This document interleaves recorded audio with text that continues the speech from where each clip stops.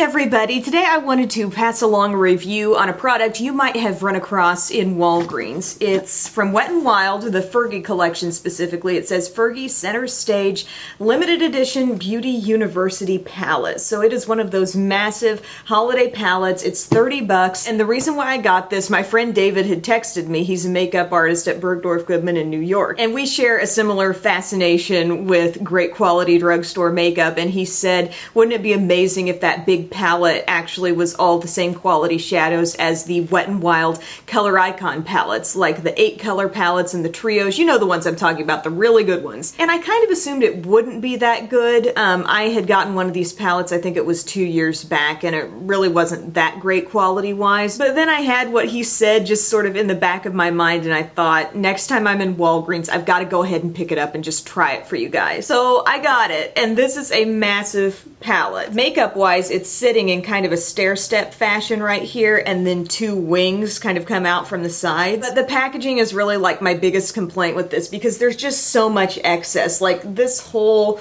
area right here has nothing in it, and you could maybe have done like a flat palette with a tray underneath or something like that that would have taken up less space. But I do think that they're going for, you know, some majorly impressive effect with this opening up, and you see all the shadows. I get what they're trying to do, I just don't appreciate it for the purposes of makeup storage or travel. This is absolutely nothing I'm going to be taking with me. But when you open up this top panel, it does fold back in kind of a nice way, so you do have a mirror that actually stands up. So if you were to sit this on a desk in front of you, you would have a mirror at eye level. And then, as I said, there are those rows and rows of shadows. There's a bunch of sponge tip applicators, 4 different double-ended sponge tips down here at the bottom. And then you've got a little hole so you can pull out each side. One side all the way down, you've got lip glosses and potentially some that feel a bit more like a lipstick, a cream lipstick consistency.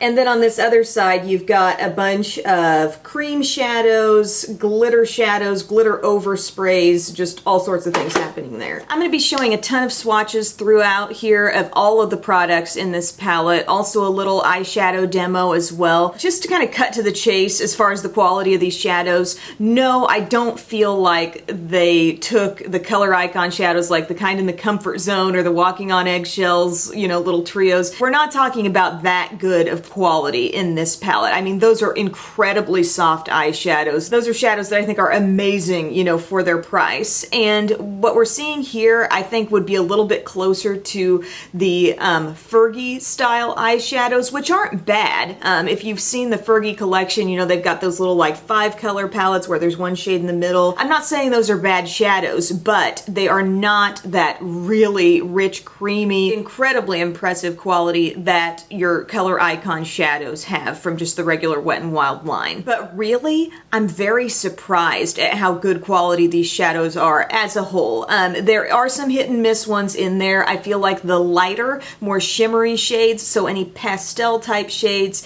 just the lighter toned shimmers seem to come off rather sheer. But the deeper mattes, the colorful mattes really popped, and there were some metallic shades in here that were really impressive as well. Before I show you swatches, I want you to know I did 1 swipe swatches of these. So I kind of did like a swirl in the product with my finger just one time, and then boom, swatched it on my arm. I think it's important to note that because I want you to know that I consistently did all of these the same way. I also didn't swatch these on top of any sort of primer. I never do that. And what you could take from this is perhaps if you would build the product up more than what you see here, you could potentially achieve more color. But putting them all on the same playing field with 1 swipe, this is what these products can do. Looking across the top row, yellows, you know, very, very soft with some of the lighter shades, and then boom, you get into some kind of pigmented metallic colors. Your next couple of rows, oranges and reds. Again, here's where you start to see some very bold matte shades that surprised me so much. Again, with the lighter shades, not super impressed with those. There's a light lilac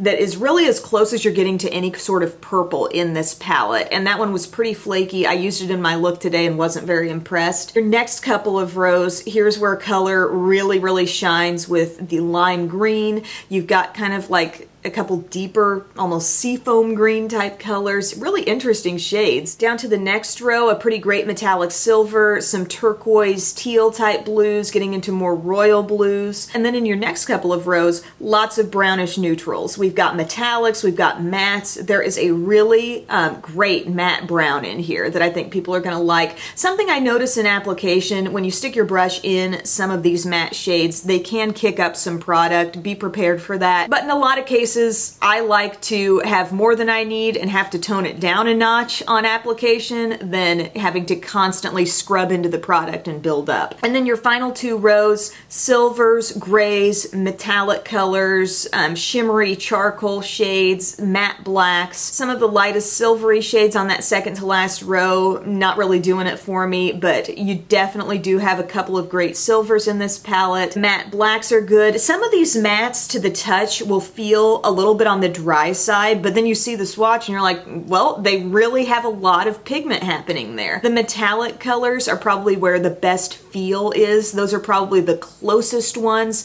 to having that feel of the regular Wet n Wild Color Icon shadows. Everything else, you know, the lighter shimmery shades, as I said, are more the weakness of the eyeshadows, but as a whole, I was really shocked. I was shocked that there was so much pigment in some of those bright shades, and they really turned out to be kind of like what you see is what you get type eyeshadows. And again, I only swatched these with one swipe. I was not building up the color. Now let's talk about the lip products. You pull out this little side tray, you've got a bunch of little like rectangular pans and then some circular pans that are the same size as the eyeshadows. I feel like in the rectangular ones, we're seeing more sheer glosses overall, and I've swatched all of those together. So many of these look similar. I've built up colors on my lips. You will see me try on some of these on the lips, and I feel like they're really looking a lot alike, with one exception, and that is the shade I've been wearing throughout the video. There's kind of a rust-colored shimmery gloss that really seems to be a completely different formula that's kind of opaque and different. It's so interesting, the inconsistencies that you sometimes run into with large palettes like this. But something that these glosses really showed me is just how shallow these pans are filled. For example, when I was just going into swatch, and I wasn't making a huge effort to like scoop out product, but just to put my finger in there, I was hitting pan just with my fingers. And the same happened with some of these more lipstick type formulas with the circular ones. I won't say these are all as opaque as you would expect a lipstick to be, but some are. Some were really good, just a few here and there. It seemed like the deeper the shade, you know, the better the color would come off, but I did try just a string of random ones on my lips for you so you could get an idea of what I'm talking about. The deeper you go, the more chance for color there is. Getting into the nudes though, that one very sheer, just kind of like a milky wash of color on the lips. Now let's talk about these glitters. I have been a huge critic of glittery oversprays in my time here on YouTube. I think it's such like a cheat. There are definitely some oversprays happening here, but first off, I'll talk about the rectangular pans going down the far side. There are a couple of oversprays with the pink and purple, but most of these are just straight up creams. The grays I didn't find to be super pigmented, but like the green, the blue, the gold, and the kind of rusty brownish shade, those were really nice. Those could make nice bases, I think, used sparingly. You could pair them with some of your powder shadows and you might get a really good color punch going on there. Used alone, they would be pretty greasy. I can just tell from the consistency to touch them. Then you look to the round shades to the right, and here's where we're talking glittery oversprays, varying textures of glitter. As you can see with the swatches, in some cases you're dealing with really thick, chunky glitter. In the situations where the glitter is more fine, it seems like those are not oversprays, but more so creamy shadows with glitter suspended within the cream shadow. But with like the purple, the pink, the red, those kinds of shades, I think you can see the thick size of the glitter that you're working with here. And I think what makes these shades a little more usable than most glitter oversprays are that these pans are so small. They're also very shallow, as I said. So when you put your finger in there, the simple act of doing that almost mixes, I think, the overspray a bit more with the gel underneath. A lot of these aren't going to be things I'm going to wear on a daily basis. For more of a costume, play makeup type look, you know, these might be fun. I could see dabbing a few of these these maybe on top of your eye look to give it that glittery effect, but keep in mind, the more you use, the more gel is coming with it, and the more that could impact your staying power. So as a whole, what do we think of this palette? It's $30, okay? So I think you're getting a lot of nice eyeshadows. You're not getting a lot of any one product, be it eyeshadows, lip glosses, the glitters, but the person who's going to enjoy this most is one who really is looking to experiment. You know, if you're just gonna stick to your neutral shadow shades, you don't need this big palette of all these colors, but if you're wanting to branch out and try some new things, shadow-wise, I think you've got a really nice selection to work with. Not so good on the lips, and also the glittery stuff, that's gonna vary person to person. I'm sure there's someone out there who's saying, yes, I want red glitter shadow. Other people are thinking, I wouldn't touch that shade with a 10-foot pole. The bulky packaging is really a deal breaker for me as far as how much I'm going to use this. So what I would say is this: if shadow is really your main focus,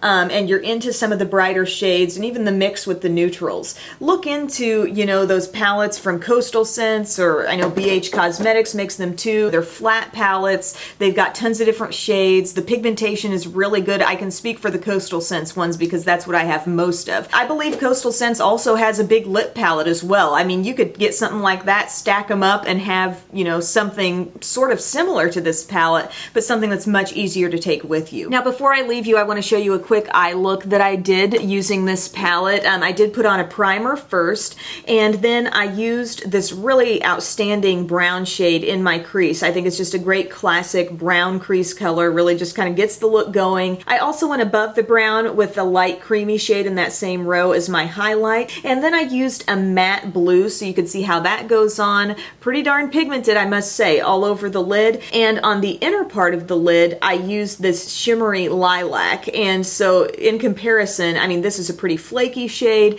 It's pretty light. I also smudged a little bit of blue on the lower lash line, and I finished off the look with some black liner, some light liner in the lower inner rim, and some false lashes as well. Didn't incorporate any of the glitters or creams into the look just because my priority, I thought the thing people would be most interested in or most concerned about with this palette would be how the powder shadows perform, so I wanted to stick to those for this look. Bottom line with this palette, surprisingly good quality eyeshadows, not so impressed with the lip products, and for my personal preference, I don't love the glitters, although I thought the creams, the non-glittered creams, were pretty good in this set. It's definitely not a dud product by any means, but I do think the storage is not very practical, you know, just the size of this palette, and if you wanted to really save some space, you could get a flat palette from, let's say, Coastal Scents, and it would give you a ton of color variety, but be much easier to house in your makeup storage. So I hope this helped you guys out. Thank you for watching. Thank you, David, for inspiring me to do this video, and I'll see you next time. Bye.